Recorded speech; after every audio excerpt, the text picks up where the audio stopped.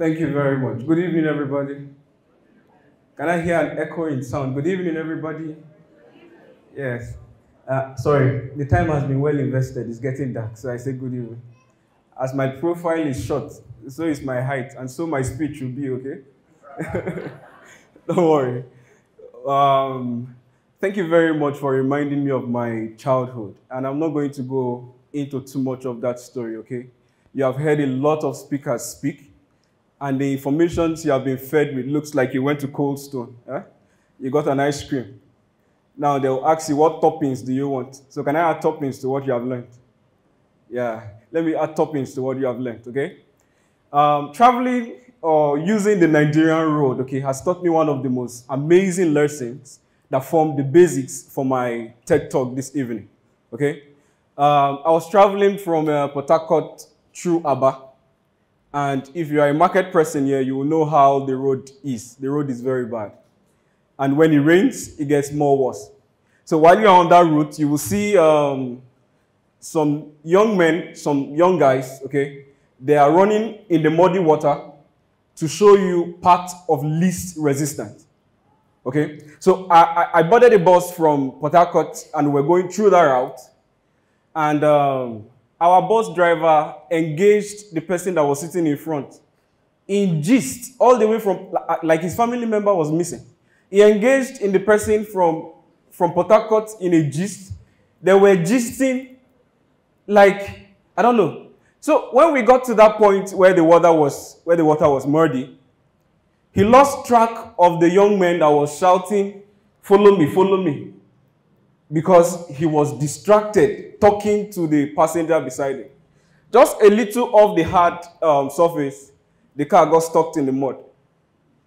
And trust Nigerians, everybody highlighted, muttering words and saying, "Na for foolish man backyard, wise man they die."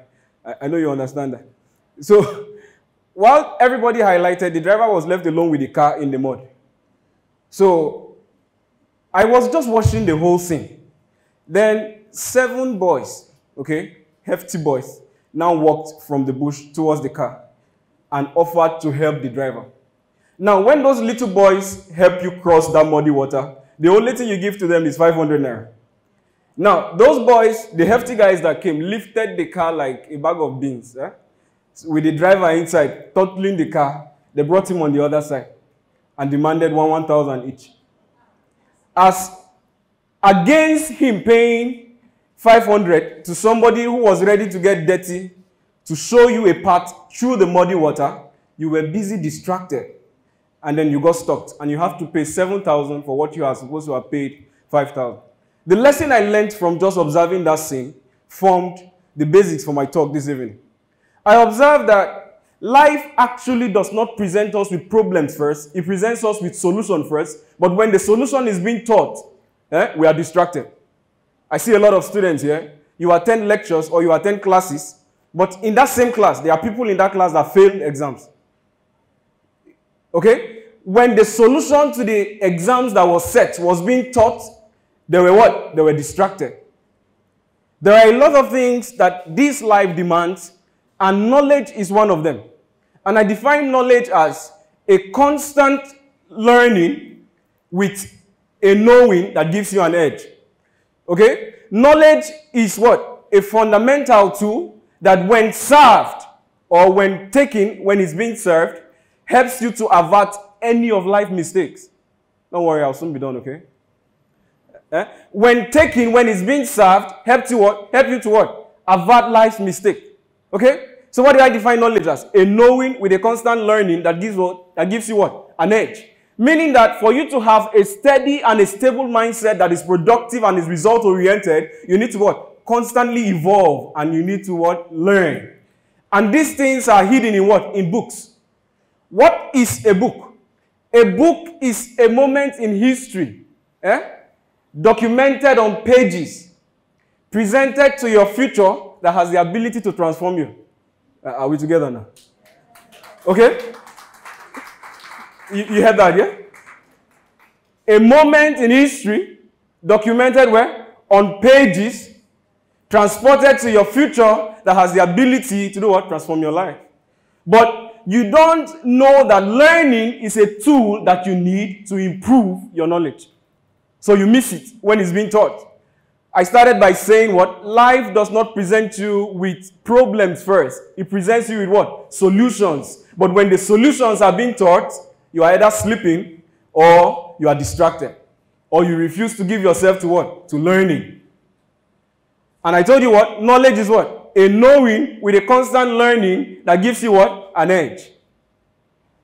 And all of these things that I'm telling you now, that is forming the basis for my TED Talk, are things that have formed the person I've become, and I want to communicate them to you in a few minutes.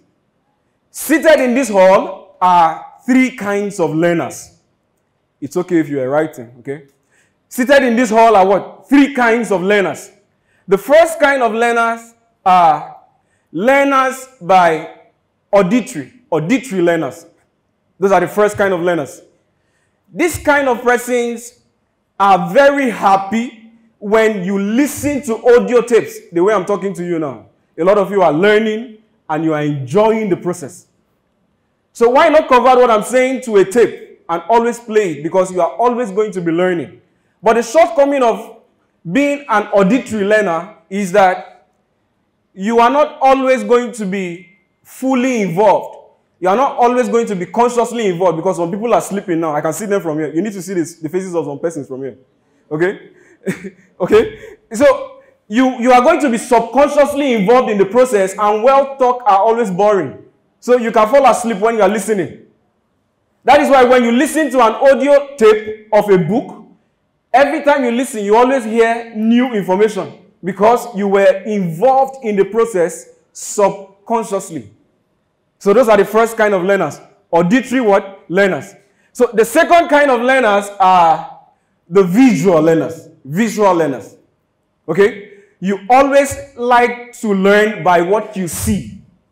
You always like to learn by what you see. A story about myself: before I started reading, before I gave myself to reading books, if the book does not have images, I don't read. Okay? So I was a visual learner.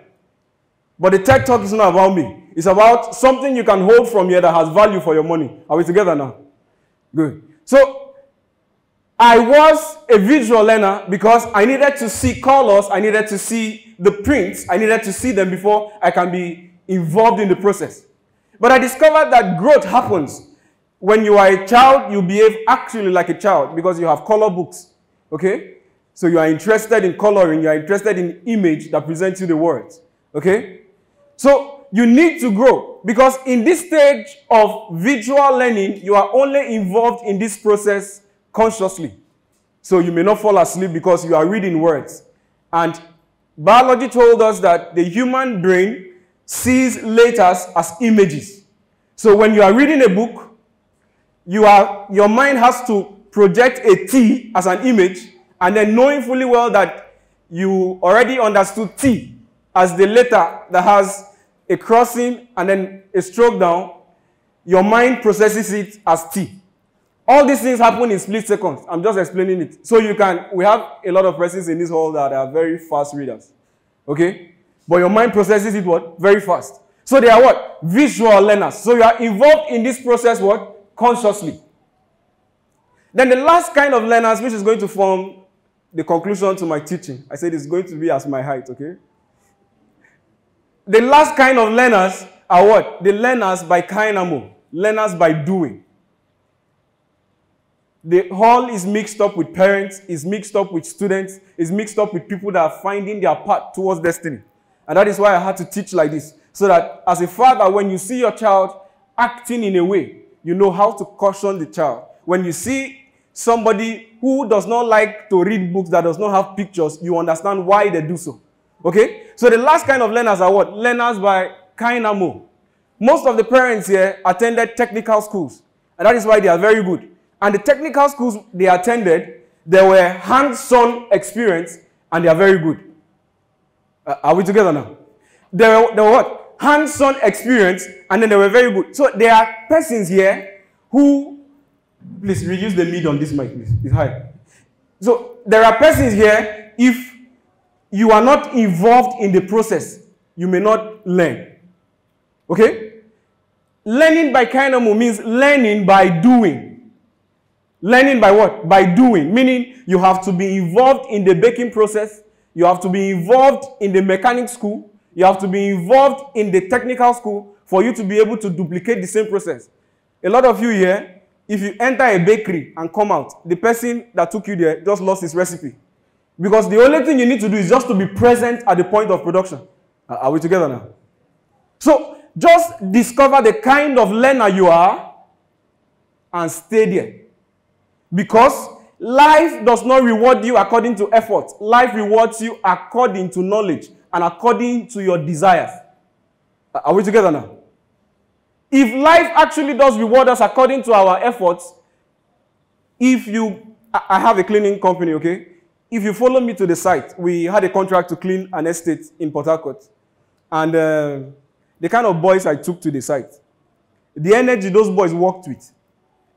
If I didn't pay them that evening, if they slapped me, I may not be able to come here.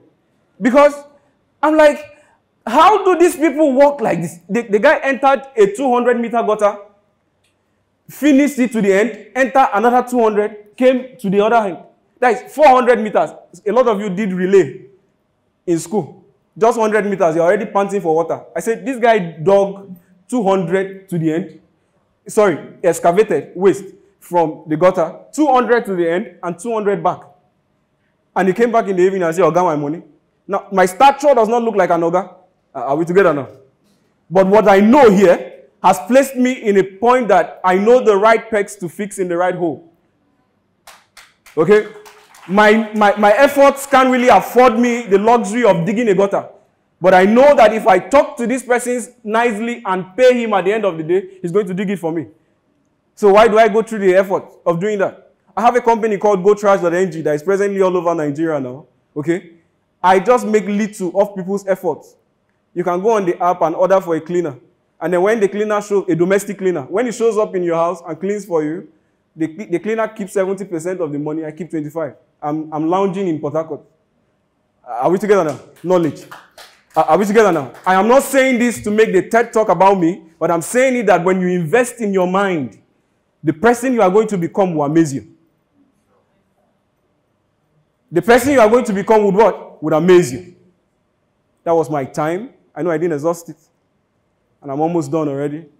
But can you, before I leave the stages, can we use one of the greatest powers ever? There are two most powerful words in the dictionary, okay? That is, I am. Okay? Now you're going to echo with me. Say with me, I am perfect. I am complete. In all of the will of God. Exactly. I am perfect. And I am complete. In all of the will of Allah. The Lord bless you all. I love you. My name is OJOAROME.